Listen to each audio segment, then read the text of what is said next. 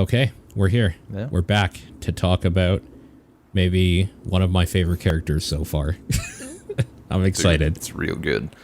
And right off the bat, this, like, I love this fucking, I don't know what to call it. I guess, like, the chapter title for Casca. Yeah. It would be like the title card for like a movie, essentially, but it's like the first cover. It's like the cover for the chapter. Like if this was a separate comic book issue, this would be the cover. Yeah. No, I'm a big fan too. Like, for anyone reasons. following along, it's 181. But one of the things I love is, like, first off, you know, the whole, like, theme of, like, woman, but she's a soldier, and that whole dynamic that we got into last time a bit. Yeah. Like, so for anyone who's not following along, it's like her pulling, like, she's wearing some of her armor, but, like, she's naked underneath, and she's, like, pulling off the breastplate, and you can see her nipple underneath. Yeah. First off, hot as shit. But sure, she's hot. She's, like, so sexy because she's not, like, sexualized, you know? Not doing a, what are they called now? The pin-up pose or something like that. Like, this isn't like a picture or poster like some dude would hang up in their locker or something. Well, I mean, maybe. No, but like, you know what I mean? Yeah. It's not going to be fucking... It's not pin-up art or something like that. Yeah, you're not going to paint it on the side of your World War II plane. Well, I might, but... and, okay, another, I think, an unsung MVP for this page. That sword is awesome looking. The sword is so fucking cool, dude. It's so cool. And like, it's really good. It's hard to notice at first because there's so many better things to look at. But then it's like, I don't know, there's this nice kind of like weird Y or V filigree on that like connects the sheath to the holster and stuff. It's it's cool. It's just a cool design. But yeah, I really like it. No, and also I like that she has a realistic body type for her character.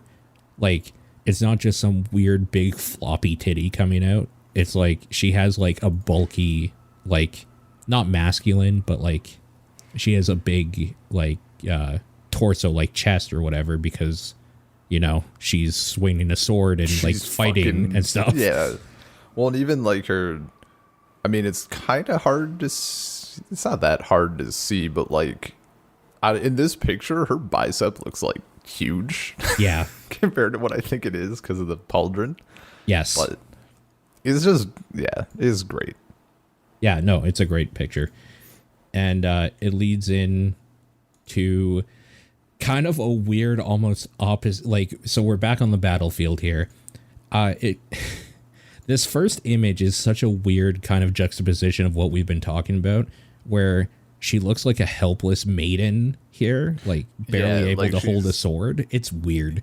Yeah, she's doing like the legs, the knees together, feet apart thing, like just like her knees are buckling. Panel, she's like out of sorts. Yes, because last we saw she was about to get absolutely murdered by Fishman with his trident, and Guts stepped in to help. Yeah, and then we got Guts. Just as a reminder for people, Guts is like, I just feel like swinging this with all my might until I can't think about anything else. Little battlefield therapy. We'll talk about it like every time. Basically, he's on the battlefield, but that's essentially his thing. He just wants to swing that sword forever. That's, dude. Yeah, that's his MO. Just some cool fight choreography drawn or whatever. This is the first one that really stood out to me, mainly because, again, just the weird fish mask and helmet and stuff is cool. It's like super distinct. And I think this is the most distinct one we've seen so far. For sure. And the way that he's drawn, like, twirling the trident is cool. Like, if you were looking at a fan or something with the light behind it, you know how you would like see kind of after images of it They do that sort of thing. It just all around looks really, really cool.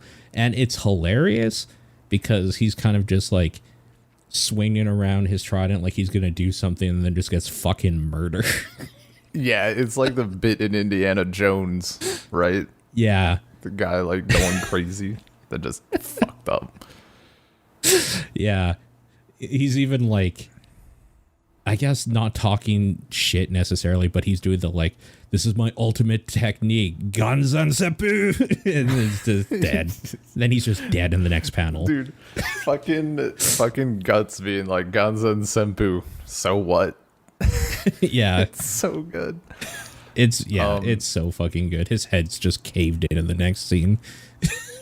Yeah. And we get him, like, Guts is looking at Casca and he's like, this isn't usually, your fighting's horrible. Like, the fuck is wrong with you?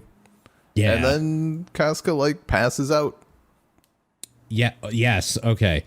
Sorry. I was trying to remember kind of where we are in the story, but this is where she falls off a cliff, and he goes to grab her and help her and falls with her essentially in the middle of this battle. This battle isn't over. It's just, continuing. So Fish Guy isn't actually dead. His helmet gets split and he takes some damage, but he like comes back up and tries to take a shot at them. And yeah. It's important that he's not dead yet. Because he comes back longer than he should in this. Yeah, man. But yes. Yeah, so he gets Guts is catching Casca and then Guts takes the arrow. Yeah. To the side. And falls with her. I fucking love how they, like, right as he's falling, like, stumbles, falls, and Guts is like, hell. Just such a... Yeah. I don't know if you ever spun out in your car or anything and that it, like, you completely lost control. Happened to me once, and I just remember sitting back and being like, shit. And you're just kind of like watching. Like, you just go limp, try to stay like limber and when the impact happens. It's cool too because the series after that shows him go. So he takes the hit and kind of slips off from it or whatever, but it also shows that like he like pulls her in close and he's like about to obviously take the fall for both of them into the river. Like he looks down, finds the river. And there's like a panel of him just like literally straightening them both out so that they can dive in cleanly. It's just cool. Like, it's just a cool drawn. This is kind of a thing with Miura's stuff in general where it's easy to go from panel to panel quickly because it's almost drawn like storyboards for a movie or something. Yeah. Like, I can see this page. I guess this is page 190. I can see it play out like in my head as if I'm watching it, and it's all still in images, and it's super cool. This is a thing that he does very well, just in general. Yeah. Yeah, so, I mean, they hit the water. Yep. Guts does his life-saving maneuvers. Little CPR stuff. She's still fainted / knocked out, and there's like there's a fun mention of him just being like having to carry her in her full armor and his armor in like the raging water. Yeah. Just like, also he has an arrow in him. So it's just kind of just another like moment of Guts is pretty tough. He's a pretty tough guy. Yeah, dude. And I can't fucking get over, like, coming back and looking at this more in depth because I've been reading other shit. Even in the panels that are kind of like the throwaway-ish panels, like there's not much there, or they're like in the distance, the line work is still so fucking detailed. It's like, absolutely insane. It's crazy. Yeah. Stuff that other artists just have like throwaway, like quick doodles. He has like a full fucking piece of art.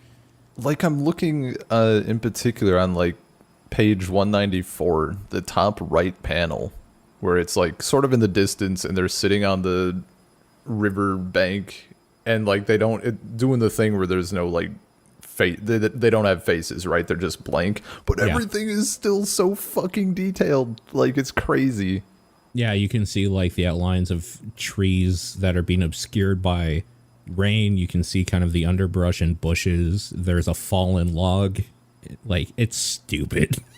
It's crazy how much detail there actually is. But yeah, after the fall, he gets them out of the river, gets her armor off, and just knows that they're going to be looking for him, and they're going to be cold and stuff, so that he's got to find a place to go, and he sees a cave. And that's kind of where we leave off with them for now. Yeah, and we cut back to like the other soldiers and stuff being like, oh, we got to find them, and then someone else is like, no, like, we got to finish this fight. And Griffith is like, he's thinking, dude. Yeah. Not sure what necessarily to do, because obviously he wants specifically Guts. this well, and this is another like a storyboard moment. Like, it's him thinking, and then the next panel is just back to Guts and Casca. Like, it's such a fucking, like, it feels like it should be in the anime, you know? Absolutely. Yeah. Which is wild. It's wild that he does that and it works. Because, like, sometimes that shit is obvious. It's like they're writing for the anime before that exists. Yeah. And it's, like, weird, but... And it's just such a cool panel, too, with, like, the lightning cracking behind him. Oh, yeah. Yeah. And the angle is great. Yeah, it's so fucking dope. But, again, this kind of whole episode is just going to be about Guts and Casca. Casca specifically, so we're back to them. With Guts kind of bandaging her up or trying... So this is kind of the first time that we see...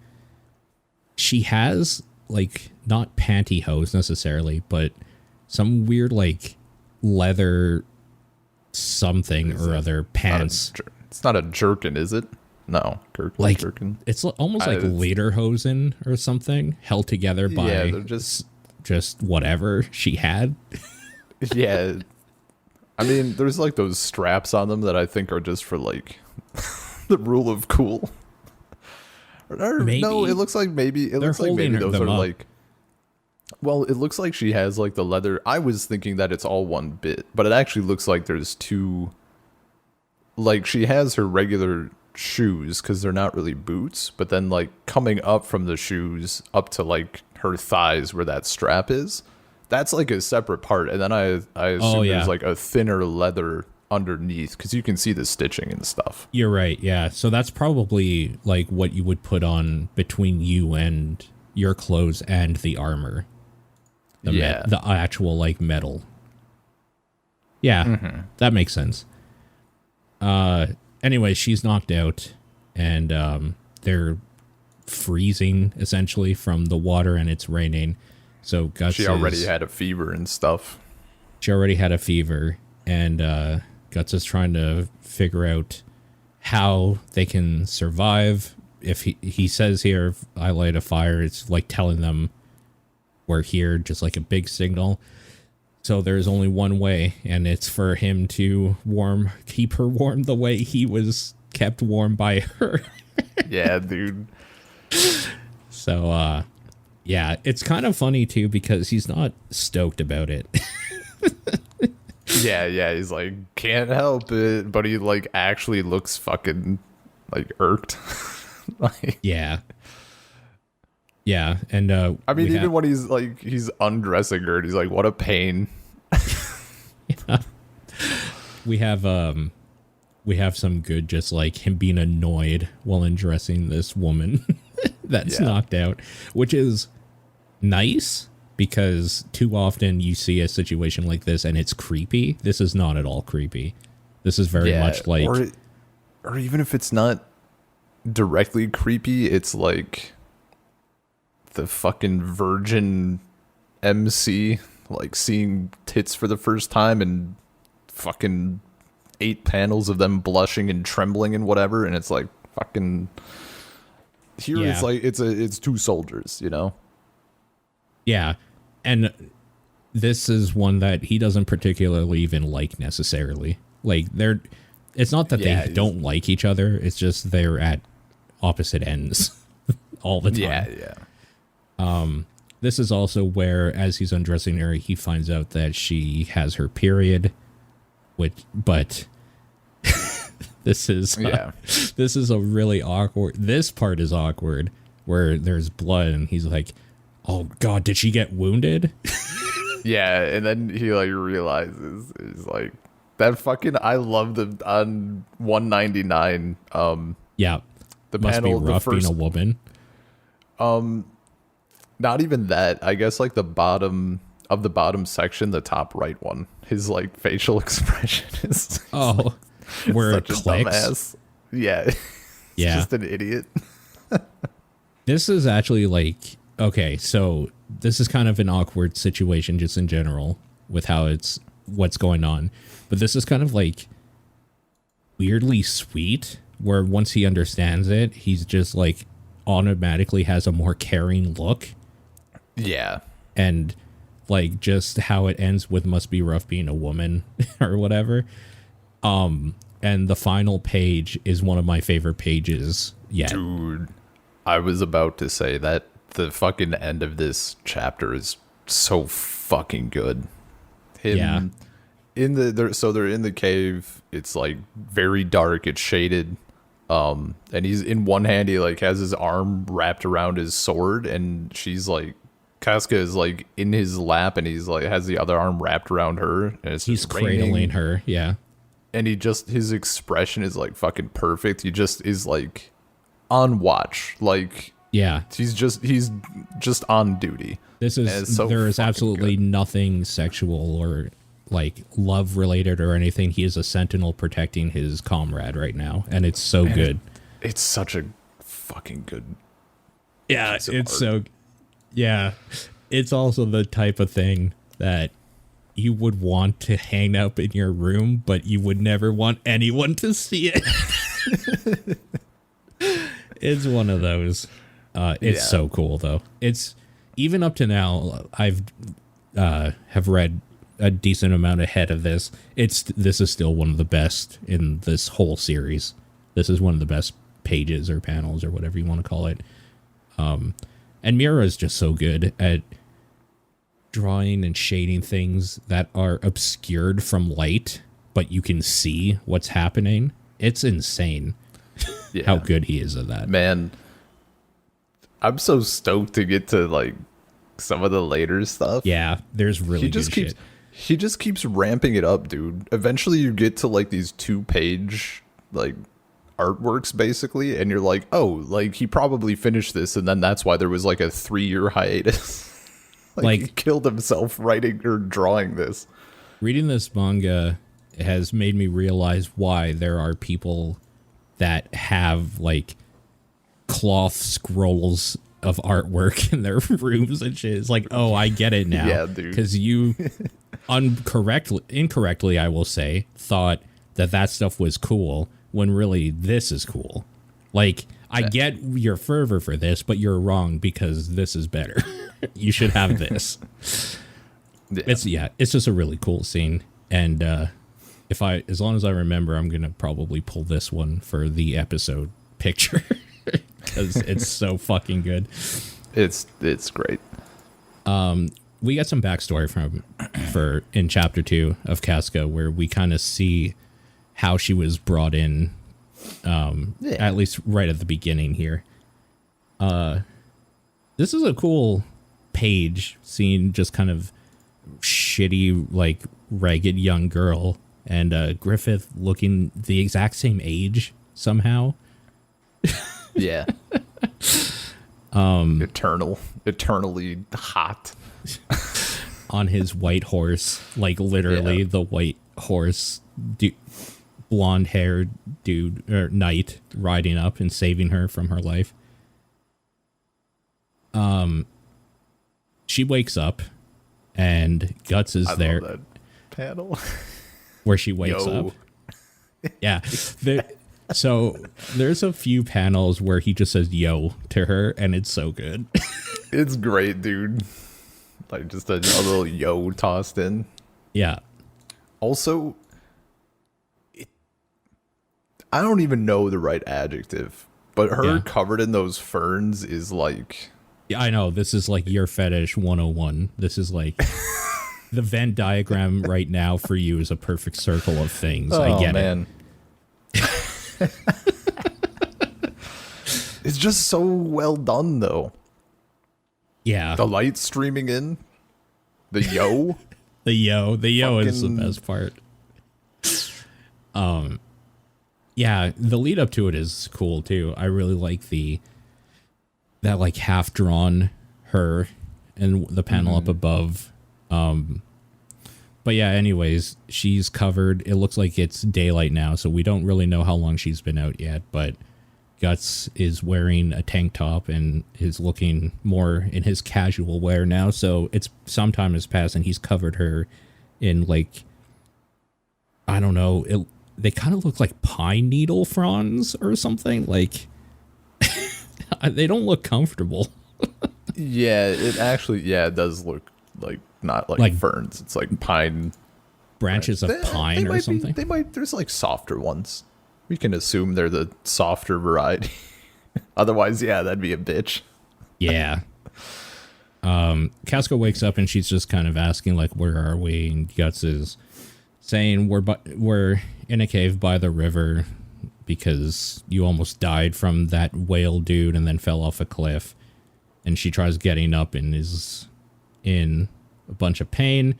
Most importantly, though, after she kind of comes to, she punches him in the face.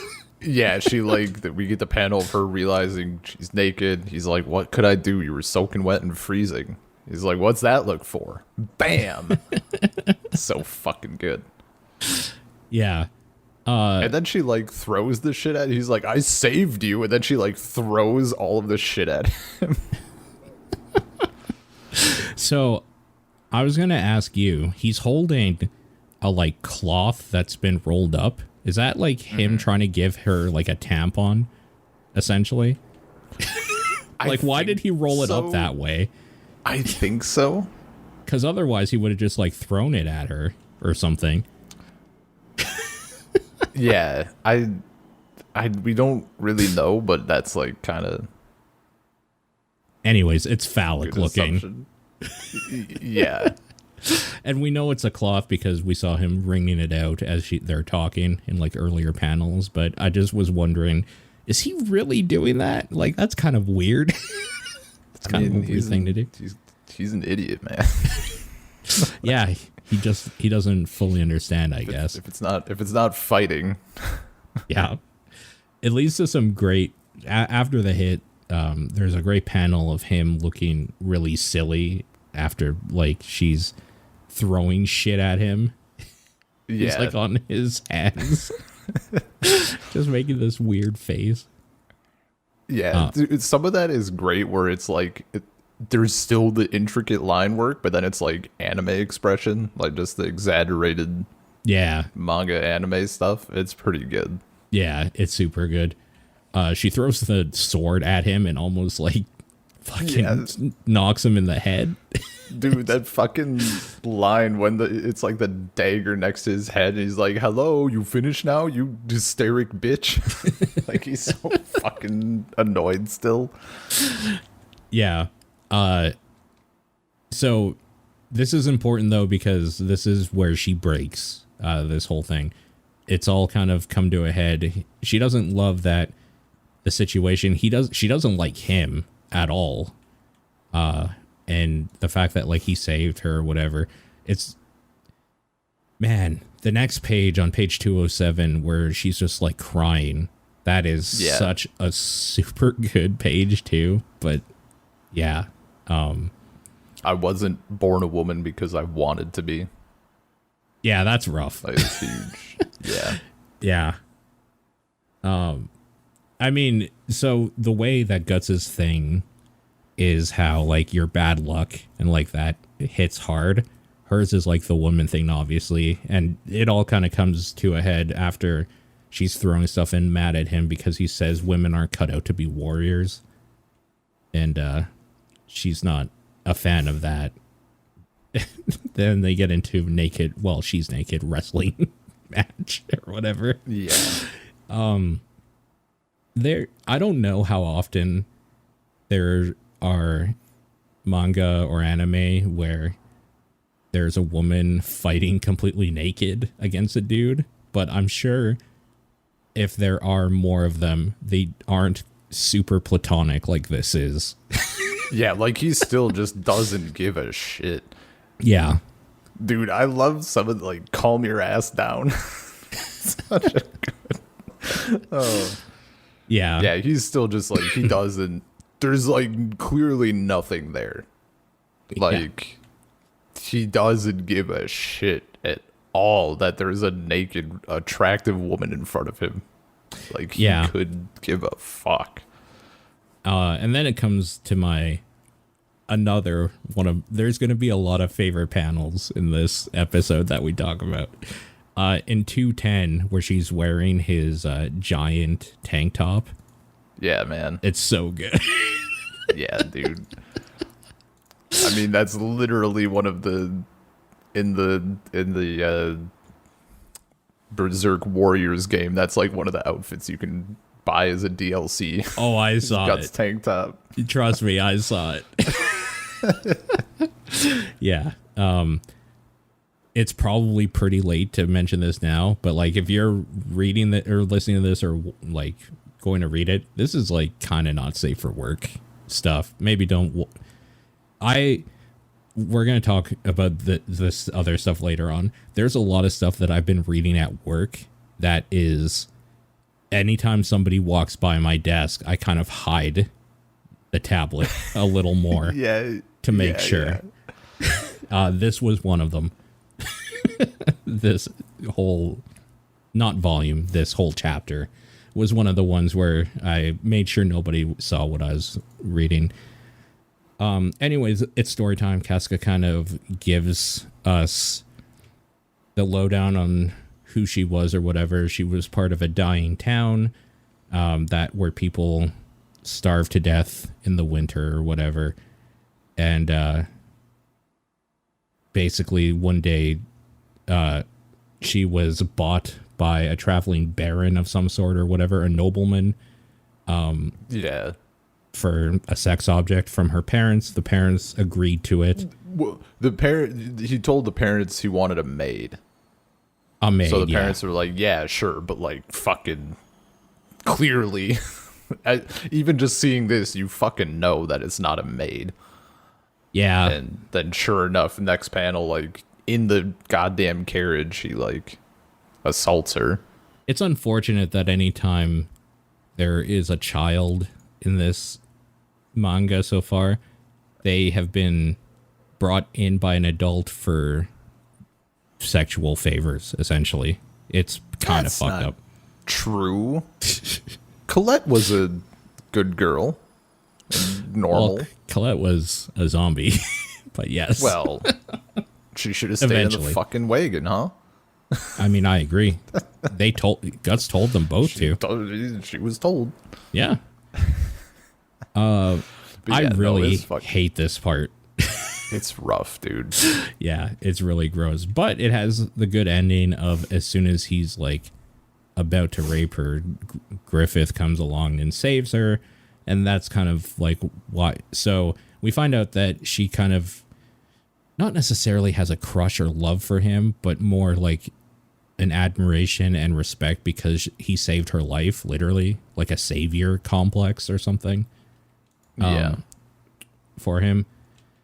I mean, or well, he gives her the tools to save herself, but I mean, he saved her. Let's be real. It's a cool scene though, where he shows up. Griffith doesn't actually like do anything. He just throws his sword down beside her and says, "If you have something to protect, take up that sword." And she just fucking murks him right there. Yeah. So, yeah, it's great. Yeah, man. Yeah. And then it's like the thing. I mean, this is kind of, we see like why she's so annoyed by Guts and Griffith. Yes. Because like even when she like other people come up to Griffith and they're like, "Hey, we're finished. Like, let's get out of here." And child Casca is like, "What should I do?" And Griffith is like, "Do whatever." Yeah. Yeah, And she wants to be like noticed, but notice me senpai sort of thing, and he kind of doesn't care. It's not that he doesn't care necessarily. It's just that he isn't like extending the offer necessarily. He's not like other people are saying like, "Oh no, she can't join us. She's just a girl, like whatever." And Griffith is just like, "You might die, but like come along if you want." Yeah, if you want to come, just come on. It's your decision. And I think that's the last one for kind of her backstory stuff. And that's the last one of this volume anyways. Yeah, because then we move into volume 7. Which has... Which kind of takes back everything, like... that they did with Casca and the cover art, at least that I'm seeing here. And then I think that you're seeing where she is doing like a pin-up girl pose. I mean, his like colored inked drawings or whatever. Yeah. She's doing it's not like bad, you know, but it's definitely like a cutesy, like. Well, I mean, it's not bad because she's wearing armor, but she's doing the sword is down, both hands are on the hilt of it, and she's like pushing her chest together, but I mean it doesn't matter because she's wearing a breastplate and she has like her legs out and her butt out. Like, it is a pin-up girl pose. Yeah. Which is hilarious. I have a feeling that might be a production choice and maybe not his. Yeah, I know. I forget exactly. I think for these covers, for like the colored stuff, I think I read somewhere like they have a range and they like would choose whatever. Oh, like he would draw a bunch of stuff and they would like pick one or something for the cover. I don't necessarily know that was just him for the colored bits. I forget exactly. It's probably like the company saying this will get eyes on it, so we should do it. Because that's what always happens. Yeah. Because she is definitely not that sexualized at all in this. Yeah. And then we come to like... Well, actually, we're not there yet. We like... Because she's talking more about Griffith, I guess. Oh, right. This is where we find out about Griffith doing whatever it takes to get ahead. Yes. Basically another fucking nobleman who employs little boys who, quote, met his tastes. Yeah. And like, it literally says they're imprisoned within his castle as pleasure slaves. Like, it doesn't even fucking beat around the bush at all. It's like a really... I'm trying to find the line. It's like a super sad line, too, where... they would be at his... This is about the children. They would be at his side, children with eyes vacant of all but fear. Like, that's... fucking rough. Yeah, it's so... And there is just, like, a picture of them, and, like, they have dead eyes. Like, it's so bad. Yeah. Fuck. Why does everybody rape children? Like... or like molest them or whatever. I mean, I'm telling you, dude, I've completed the manga that partially inspired this. Yeah. It fucking makes sense. It makes a lot of sense where he got all this shit from. It's literally just... We should be clear, that doesn't mean that you endorse it. Or I do. I don't fucking endorse it. No, obviously. I mean, it's a... I mean, I just talked about with our friend Hank a little bit. It's very good. I don't recommend it to anybody. It's fucking brutal. Like, it's like this. It's like these little bits, except that's the whole fucking thing. And it's horrifying, but it's like incredible at the same time, you know? Like, no, I get it. A lot of, But I know, fuck. I know that like everything he does too is kind of like done as a scathing indictment of just like noblemen thinking they can do whatever they want. Like he wants you to feel that disgust of these people and stuff.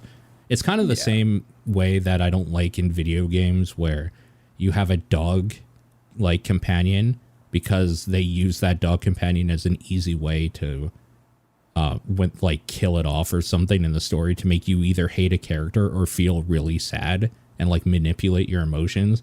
It's kind of that. This is his way of manipulating your emotions and it works.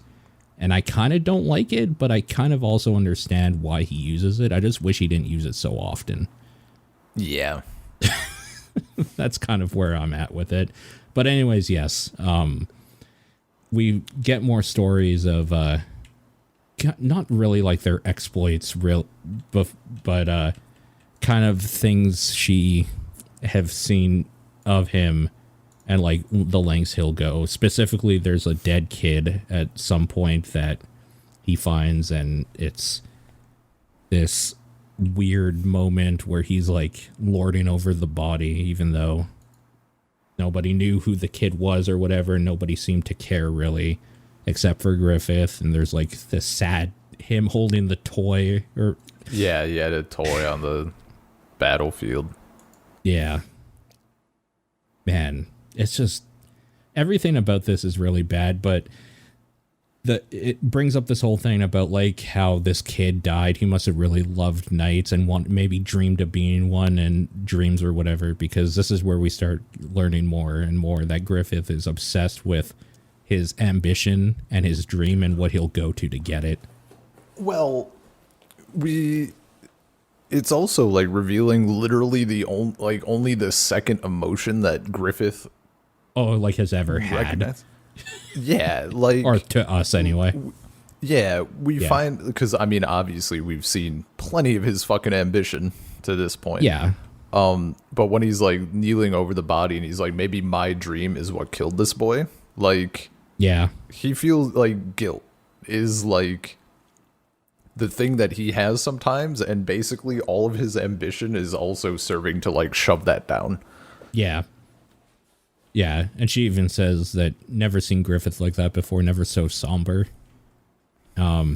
Basically, this is all important because it leads to the next scene, which is Casca calling up to him after seeing him at the castle after the battle has been done, and Griffith is basically about to fuck an old man for money.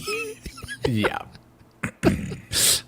It's, in all honesty, it's a weird, it's written to make sense on what goes on, and we'll learn more about it. But going from what we were just talking about and seeing to this is very, very weird when you're reading it for the first time. Like, for you knew why. For me, this was like, I turned the page and was like, what the fuck? Yeah. Yep. And then she like gives him an out.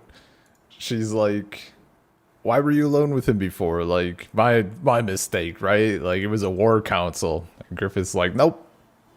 Nope, I fucked the shit out of him. We need money.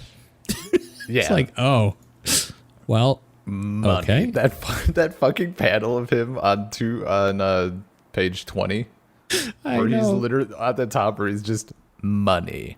But it's like, so fucking good. With the like, expression. Come fuck me eyes. Yeah. So fucking, oh, it's great. Oh god, it's so fucking funny. But there's a good way that they wrap it up where in this conversation he's talking about how if he's willing to send children to their death, he should be willing to do whatever it takes or whatever, even if that means spending the night with a disgusting old man. Yeah. And it's like, specifically, he's like, every battle fought, I lose more troops. And I thought about it logically. Do you go to battle 10 times and lose hundreds of soldiers, or do you just seduce one old man? Yeah. And he's like, clear, even at the bottom, like, fuck, he's just so conflicted. I don't feel at all responsible for my comrades who have lost their lives under my command. But like, at the same time he's saying this, he's like fucking digging into his arm with his fingernails and drawing blood. He has like this dead face or whatever. So this is the first time every character in this series is fucked in some way mentally. This is the first time we actually see his trauma start to come out, or like maybe even start. We don't know. There's obviously things that happened before, but this is intense in a way that it hasn't been yet by a lot. I don't know if he's like having a weird like flashback episode or something, but he is definitely catatonic in some weird state. Just like you said, digging into his arm, you see like his flesh ripping at his fingers and stuff. Bottom panel is fucking brutal. Yeah. Like, and then the next page as well. Yeah. Like there's static images, but you can just feel how fucking slow it is too. Yeah. As he's talking. Yeah. But yeah, this is the moment we find out like part of what drives his ambition is like for the sake of the dead, if there's something I can do, that thing is to win. So like it's almost like a self-fulfilling prophecy that what he is, his ambition is causing his ambition to grow more fervent, essentially. Yeah. My dream can only be realized by building upon their corpses. It's a blood-smeared dream. But for hundreds, thousands of lives to hang in the balance, and myself alone not to be unclean. So, and then it's just like that fucking. And then brutal. The most terrifying part of this happens, where he's just in this weird state, being super creepy, and she's like crying, and then he turns around, and he's like, "I'm all right, it's nothing," and he's like, "Fine," instantly. Yeah. He definitely has some sort of like bipolar or something. Because like that the way he changes like episode. That is insane. Yeah. And then this is where like I forgot that this was being told as a story basically of Casca, because it's just been happening, but it goes back to her talking with Guts, and I guess the important thing here is that this is kind of where she respected him a whole bunch, and says the line that's important here is, "I want to be by his side if he's going to sacrifice everything for his dream. If his dream is to fight and cut away his own path, then I want to be his sword." Yeah, dude. So it's not even necessarily, again, a love thing. It's that she like admires him in a way that is so deep that she will be there with him. She wants to be with him while he does it, and she wants to be noticed by him. We find out, I think a little bit later, we've got kind of the undertone of that the whole time. Yeah, just her being upset by like, what the fuck? You're fighting for Guts? Fucking Guts? I think it's super important though that like this spells out. It isn't like, I want to suck his dong or some dumb weird shit. It is very much a deep, almost like a cult leader thing. Like it's very cultish, the stuff that's going on here. Yeah, dude.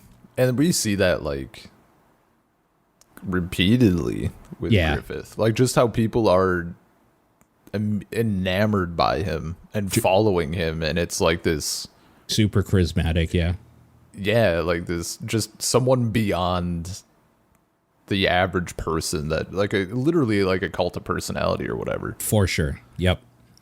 And she is completely wrapped up in it. That last panel is creepy and sweet, of her like looking down kind of thoughtfully. I don't know. I guess it's just creepy because at this point, as a new reader, I find Griffith creepy. Like, he was okay at first, but this is where the turn happens. And I'm just like, there's something wrong with this guy, like legitimately. And the fact that she is so enamored with him is very culty and creepy. And this final panel of her just kind of like almost looking entranced by the memory of him, and like what she's willing to do is insane to me. Yeah. She's such a good character. God, I fucking love Casca so much. She's great, dude. Yeah. Yeah, then we get like starting in the next Prepared for Death chapter 1, which is like some of my favorite shit in this little arc, the Prepared for Death chapters. Okay. Yep. Starts off and she like goes back to like, I mean, she says I want to be his sword, and then she's like, and then you fucking came along, Guts. I want Mr. Griffith wants you. Yeah. So this is where we find out really why there's so much animosity, and it really has very little to do with Guts himself. It's that he is in the position that she has been striving for. She even says it here, I envied you. Like And also the fact that Griffith is different around him and relies on him. Like basically everything that she has ever wanted, Guts has, and then Guts uses it to almost get them all killed. Yeah, like he doesn't. I mean, because it's like this weird, like, because Guts doesn't really care about it, you know? Like that's not what he's there for. Yeah, but he's literally there to swing the sword, like literally. Yeah. And for Casca, it's like everything. Like, I don't care if you get yourself killed. I won't let you take Griffith's dream down with you. Like, yeah, you like Griffith changed when you came along. Like now Griffith, like if you go out and almost get yourself fucked up, like Griffith is gonna save your ass. Yeah, and risk everything. Yeah, exactly. Griffith is a different person now, and I don't like it. Especially because I wish I was you. And then we get this weird panel that looks like he's making her go down on him. Dude, that fucking, it's so good where he's like shoving her head down. She's like, what the fuck? And then you find out there's just like enemies nearby. It's so fucking good. Him so looking funny. Up at the top panel and then just boom. Yeah, it's so funny. Too good. I don't think it's supposed to be as funny as I found it, but probably not. I'm a child, so I found it hilarious. Oh, totally. Yeah, we get some weirdos looking for them, and that's why. Yeah. And then he's I mean, they're like, they gotta leave. Casca is still like weak, and so Guts is doing the like obvious reverse psychology, like no physical strength, periods. I guess women just aren't cut out for battle. But what would I know? I'm a man. Yeah. Casca gets understandably pissed and fired up, so they continue on. And then we get into like the dude that Guts like fucked up. I constantly forget his name. Yeah, I can't remember it either, but I'm sure he says it at one of these points. I'm sure other people have said it a few times. Something Kaborlowitz or something. Yeah, his family name. Anyway, they found them essentially. They left because they were being tracked, or somebody was trying to find them, and the whole platoon. He came back with a platoon of dudes and found them. Yeah, and they're going to kill them now. Yeah. So we get that back to back. It's actually funny, like this is skipping into, basically it's just a very good battle for a lot of pages. Can I point your attention to page 45 for a moment? Yes. Second panel from the top, it's the one on the right. I just love Guts' face in that one. Dude, it's real good. That's all. There's nothing special or important. There's so many good facial expressions. Yeah. Oh yeah, even in the next page where Guts is saying that she'll bite your dick off, essentially, she just like elbows him in the head. Yeah, and her expression is great too there. Yeah. Like just he balances the like funny cutesy expressions real well. I think that's super important.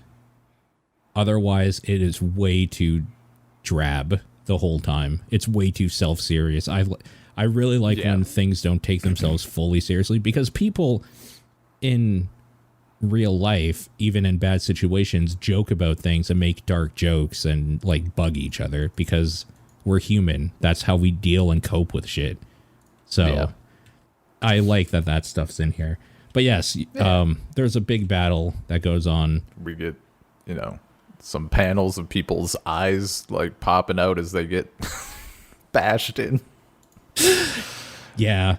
There's so many panels in this scene of in this whole fight of like people's eyes just coming out. Yeah, he loves eyeballs being cut out. Really takes it to the next level. Jumping to the next chapter.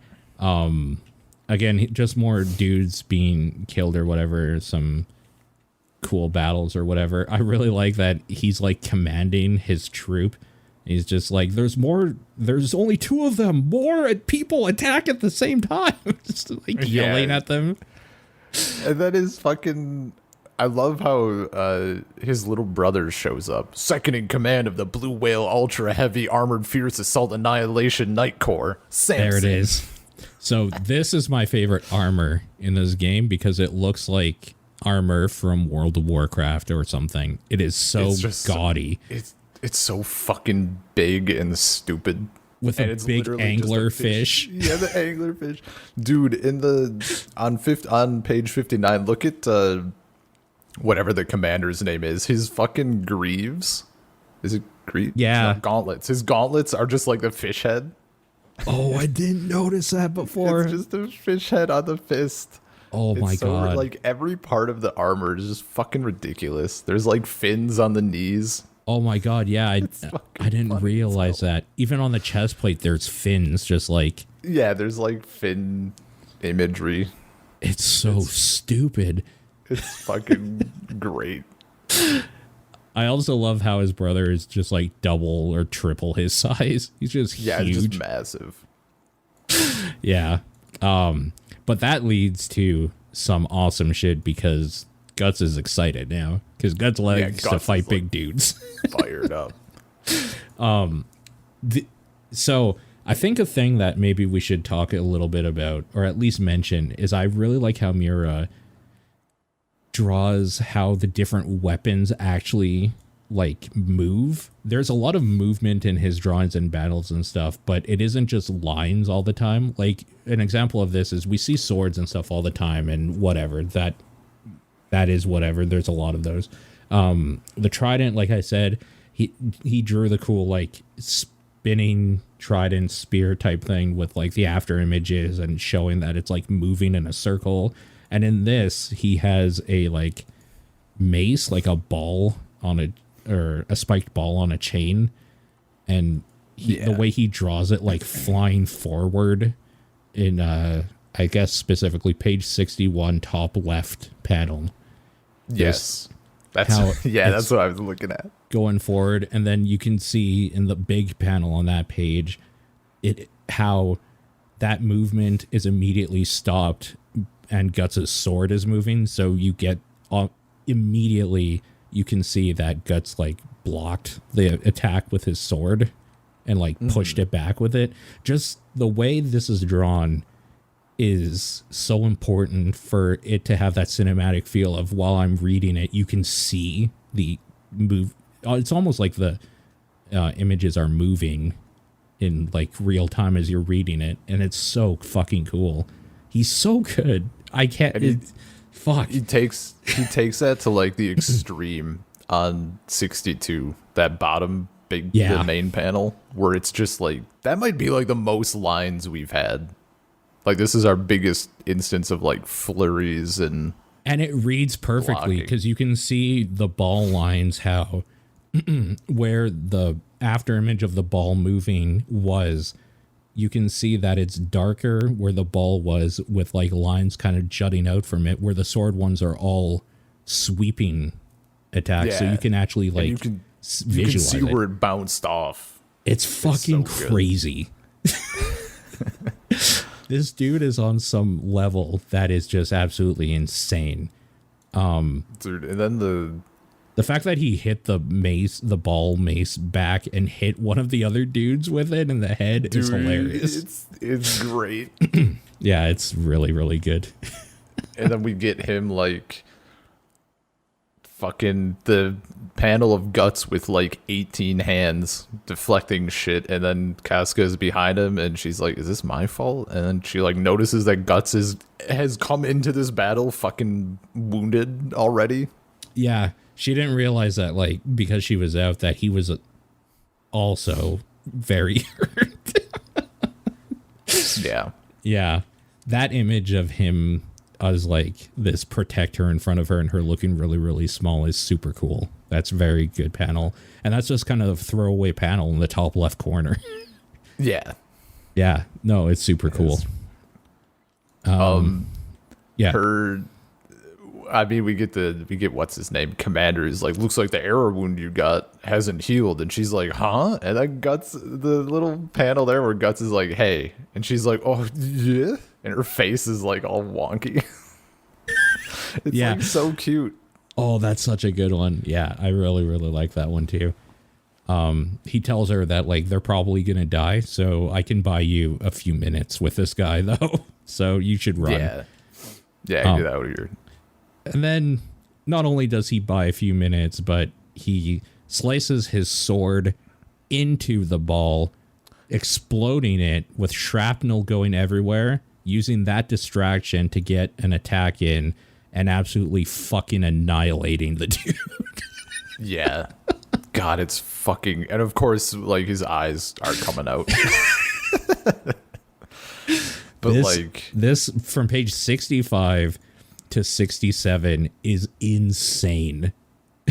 The aggression you can feel in the drawing is insane. It's so fucking good, dude. Like, this sequence it's incredible. The way it ends with like, first of all, he puts the shield up. He cuts through the shield into his head, his helm. Is that on 66? Yeah, starting, dude. It's kind of a subtle thing. I assume it's been done before and we just haven't like focused on it. But like, I love the deal of like his sword being a little bit curved to show like how the motion, because obviously it's not curved. Really, yeah, but it's such a good little thing, like the fucking kinetic energy, and then right into the next thing, like going through the shield, fucking through his head. Oh, yeah, it's so great. Good. And the way that like the death scene isn't of him just like laying there, it's of the commander dude or whatever, obviously on his hands and knees with the camera angle kind of pointed where his knees would be, looking up at his head. His head is just completely sundered in half. And you just see Guts like looking at this whole situation with the sword. And again, you're right, the bend in it. Eyes. Oh yeah, how it's like angled and curved a little. It's fucking good. It's so good. And that it's like 3/4 the page, 80% of the page. And then the next panel on the next page is like the small version of it where you see kind of like a top-down view of it. And it's just as messy. Yeah, dude, it's just fucking gory. Without being like, it's not overtly gory, right? But just like, you look at it and there's no fucking doubt that it's just like a mess. Yeah. Yeah. And this, fuck, like, I'm excited just looking at it. I want to go fight someone. Yeah, right? Fucking the hype. But like, not actually, because yeah, I can't swing a sword. And then I mean, Guts is telling Casca like, get the fuck out of here, and she's like, I can't just run off alone. Yeah, Commander is like, fire, like shoot her to death. And then Guts like standing in front of her and taking like at least a couple of arrows. Well, we see he takes a few. The one. I think it's just the main one in his arm right now. Yeah, you might be right. Yep. Looks like we just get one solid hit, but like, yeah. And I love how he's just like, don't get the wrong idea. You're just sick and in my way. Leave. You're in my way. Yeah, dude. Yeah. And then again, just fucking Jesus. Guts and Gonzo would get along with each other. It's just he wants to die, man. He's just yeah. Is this right by you? Dying in a place like this? This worthless place? Is it right for me? Get the fuck out of here. It's not what you have coming. I love his line, a sword returns to the sheath. That's so good. Yeah, that's so good. Also kind of like a backhanded, like, go to your sword master, go to Griffith. Like, I know it's not like sneering like I just said it, but it feels sneery. Yeah, like, it feels go to a your little sword master. I know it's not supposed to be, but yeah. Go to Griffith. Go to Griffith. Go to Pretty Boy. We both know you want to be with him anyway. Like, yeah, it's almost weirdly petulant in a way that Guts isn't, but it's not. Like, I don't know. It's one of those things that text doesn't read. Text reads the way you want it to. So yeah. that's a weird line in that case. And then we literally just, for like the next however many fucking pages, it's a nice healthy mix of people being like, who the fuck is this guy? And Guts just mowing people down and also like getting more wounded. So when we were doing this, or said we were going to do this or whatever, and looking at the video game, you said something about how one of the games was a Warriors game, which seemed to fit or whatever. I now know what you mean. This is drawn the way you would draw a Dynasty Warriors video game. Of just like one dude literally just in every panel cutting up 3 guys or something. Like, I mean, skipping, we also get a bit like Casca runs into some, I think the group of the trio that like had almost found them in the cave is who she runs into. Yeah, they're weird like, helmets. Yeah.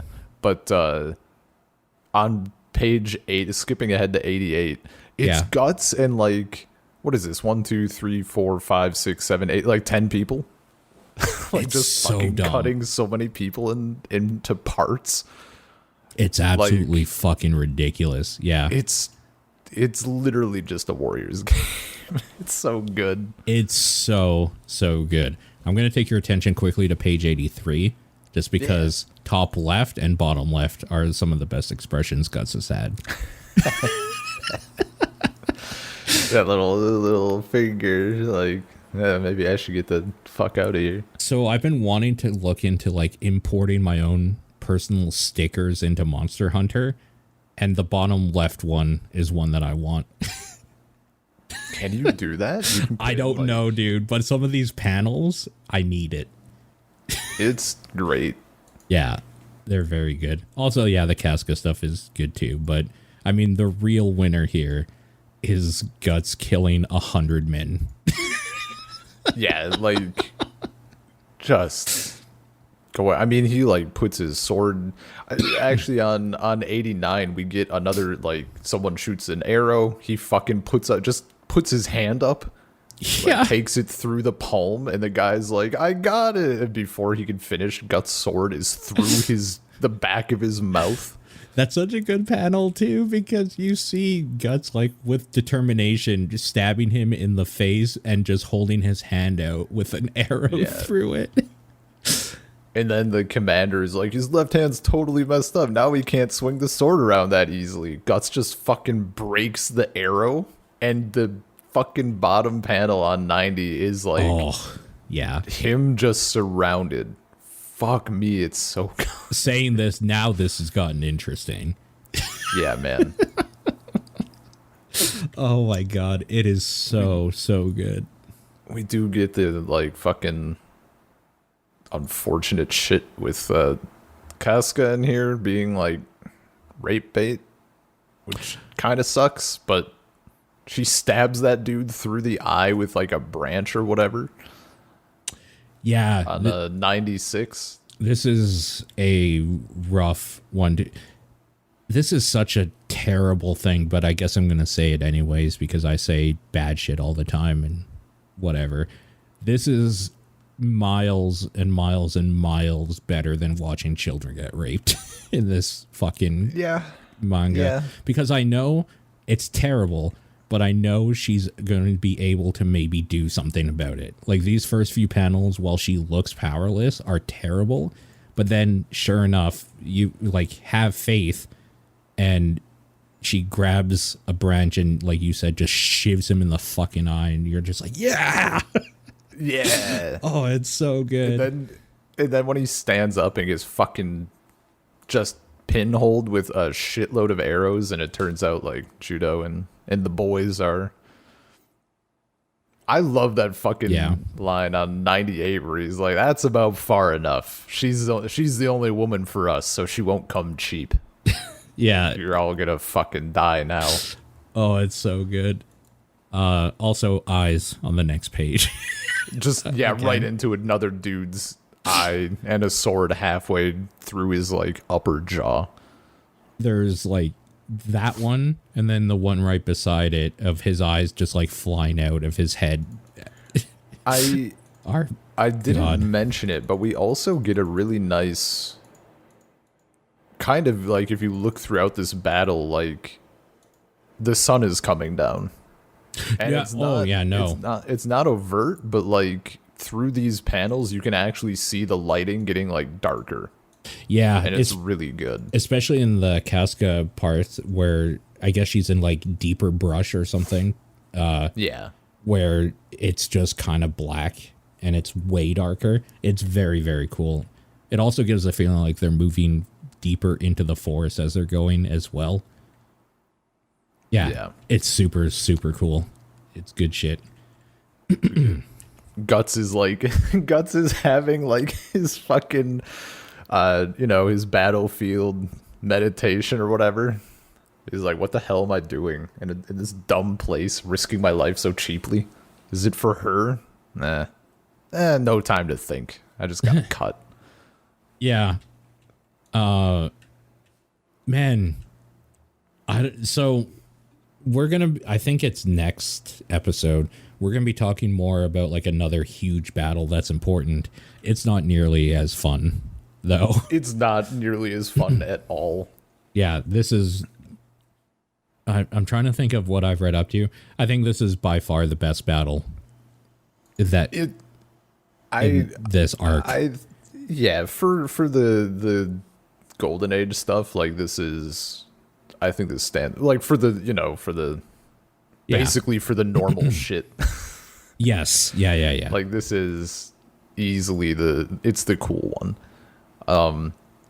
And I'm a sucker for like what we get with Casca and Judo and those guys, where it's like the sense of urgency to like get back and help him, and like, yes, it's literally just fucking guts. Like I'm a sucker for that sort of shit. Yeah. And then when we get the sun cresting over the trees and it's just quiet and bodies, and there's such a good job of like the amount of like bodies that they have to fucking wade through. Like it's not just a single little area, like they're walking through this just silent graveyard. Yeah. And it's extensive and it's like, what the fuck happened here? There's just like a few panels showcasing the gore too. Yeah, dude. And they're even like, there's no way he did this by himself, right? And then they just show he's sitting against a tree with his sword, like hugging his sword or whatever, just as he arrows does. In him and fucking with his eyes closed. And then he like fucking Casca runs up and he's like, "Don't shake me. You'll make the wounds worse." He's like, "Keep it down." Oh my god. Page 110, her expression at the bottom, like, fuck. She's like tearing up and just so overjoyed. So man, you know what? Look at the people in the, like, Judo looks a little wonky. Yeah, Judo. Honestly, but like, look at the people in the background. Like, they're just like a mix of like, he seriously fucking killed all of these people and he's alive. Like, what the fuck? The one Who furthest is this person? on Judo's right, our left, like the smallest head, that expression is literally like maybe 5 lines worth, which is unusual for Mira joint, but it says so much. This like blank, frowny stare with the mouth agape. Yeah. Just like yeah. Everybody's just like, what the fuck? Like, we knew he was strong, but god damn. Yeah, like Jesus fucking Christ. This whole thing is so good. And then it kind of goes back to the slow, like they survived, they're back at camp, and now they're talking or whatever, which is important to have these moments because we just had, what is that? 1, 2, 3.5 chapters full of heads exploding. It feels almost weird for it to be like quiet again. Yeah. Oh, totally. For us to be able to see everything that's been drawn without lines everywhere. Yeah. Anyways, yeah, he's in triage, essentially, bandaged up or whatever. And Griffith, I guess the important thing here is that they're asking where Griffith is. Griffith is gone. And they share war stories at night. Essentially, they're having kind of a little bit of a party. Well, they're having a party, but Casca's talking with the group. They're just chilling or whatever, saying it's a little fucked up for Griffith to be doing like a war council with people right now. Like, he should probably be here. And her remembering, her like talking or whatever with Judo makes her realize that Griffith, like, what did he say here? That Griffith is the one that decided to send out the search party, and that makes her like feel good or whatever because he wanted to make sure that they both come back alive and that they're both important to him. So she's feeling all warm and fuzzy about that. Yeah. And Jude also gives him some elf dust, which we saw earlier in the modern times, because this is all technically a flashback. This whole arc from Puck. And yeah, apparently Judo got this from, I think, Puck, right? And I don't think we ever know if it's Puck. Okay. There might be like a line later that connects it. As far as I remember, it's just elf. Yeah, an elf. Gives him it to go help what's his name out, to help Guts out. And she goes looking for him, and she finds him sitting up by a tree in the dark with his sword, looking out at the sky. I'm an absolute sucker as well for these like just the stars in the background and Guts is silhouetted with his sword. It's just fucking cool. Yeah. It's some manga bullshit. I love it. The silhouette is so good. All of this stuff. And again, he just knows how to use black and white so good. And I really like all of the art here. So we're getting into the end of Survival, and then we get to Campfire of Dreams. Yeah. All of the art in this chapter is just good. Like, yeah, even on page 121, kind of in between our chapter end and our next title page, the second to bottom panel where it's just all the little people around the campfires. That's such good lighting. It's so good. It's just so effective. Yep. Yeah, it's really, really good. I mean, dude obviously knows how to draw. Like, he knows how to show what he wants and, like, properly. Just, it's insane. It's and fucking crazy. The top of 123. Just Casca. And then it's the stars. Fuck. It's so cool. Yeah, there's a lot of that here. So Casca comes up to talk with him and give him the elf dust and whatever, asking him what he's doing up because he should be resting because, you know, he killed 100 men and had arrows all over in him and was fucked up. But he came out here because it's the coolest place and he was warm or whatever. She starts rubbing the stuff on him and he heals up and they kind of have a conversation. But this so I'm just kind of going over what this whole chapter is. This chapter is extremely important for character shit. Yeah. There's a lot of stuff going on. It's like Guts' big, like part of his big development stuff and like him. Yeah. Swinging the, like he swung his sword and now he's reflecting on all of that shit. Yeah, I think, yeah, he actually says, I was so into swinging my sword, I don't know what happened.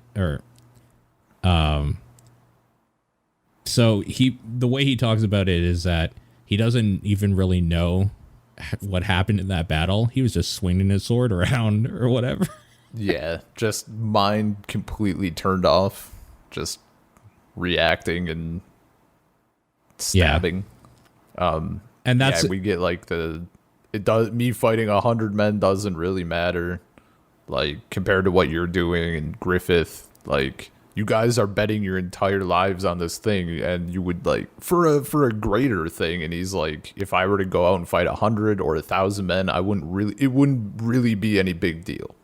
Right. This is so his moment of reflection was the fact that he just fought 100 men, almost died, and like, for what?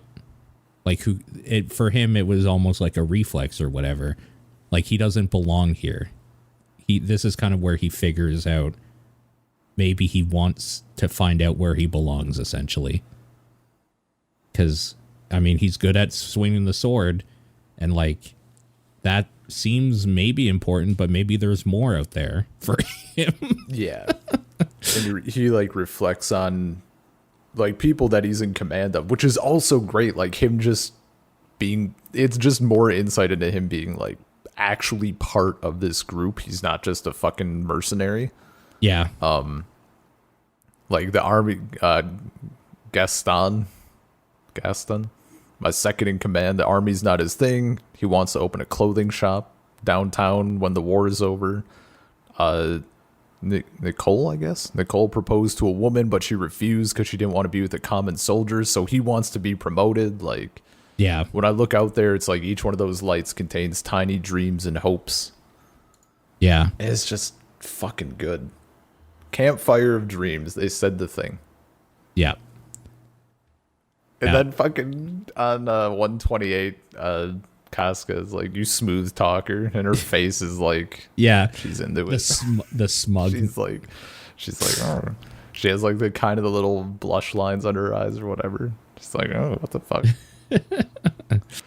Yeah. But I guess like the important thing is kind of the allegory, the comparison that all of the campfires of dreams or whatever, they all have come together under one banner and thrown into the blazing inferno named Griffith. What a fucking panel, dude. Yeah, it's insane. Like they use the technique of like that we've mentioned before of like turning his white hair like into the background, except this time it's like clearly in like flames. A fire, yeah. It's so good. Yeah. And because I think I honestly forget if they like use this specific shot in the anime. I have to imagine that this is one of the things that would almost work better in the manga, just because you're not coloring in the fire, so it's the white on white. Unless they do fire, I honestly don't remember. But this panel is so good. It is absolutely insane. In like just the simple like the blazing inferno named Griffith, and it's just Guts' head, like it's fucking good. It's so good for sure. And then the little like somber like my flame ain't here. Yeah, it's him realizing that he can stand there, swing a sword around and do whatever, but It's not what's driving him. These people are driven by something, and he wants that too, and it's not here. Yeah. For him, this is just like, for you, the day that Guts killed 100 men was the most impressive thing of your life. For him, it was Tuesday. Yeah. Like, it's nothing to him. He wants to find that thing. He wants to have his campfire or whatever. He wants to have the fire that drives him. I love him saying, like, maybe I'm just warming myself by that campfire for a bit. Like other people's little shining dreams. And they even do on 131 at the bottom, they got like the shooting star in the background. Oh, fuck, it's so good. Yeah, him holding the sword like a giant wang in that same page. Yeah. Big dick energy. With Casca looking very impressed on the next panel. I never noticed that juxtaposition before. Honestly, that panel gets a lot better if you just take out everything but the bubble that says, I had nothing but this. Yeah.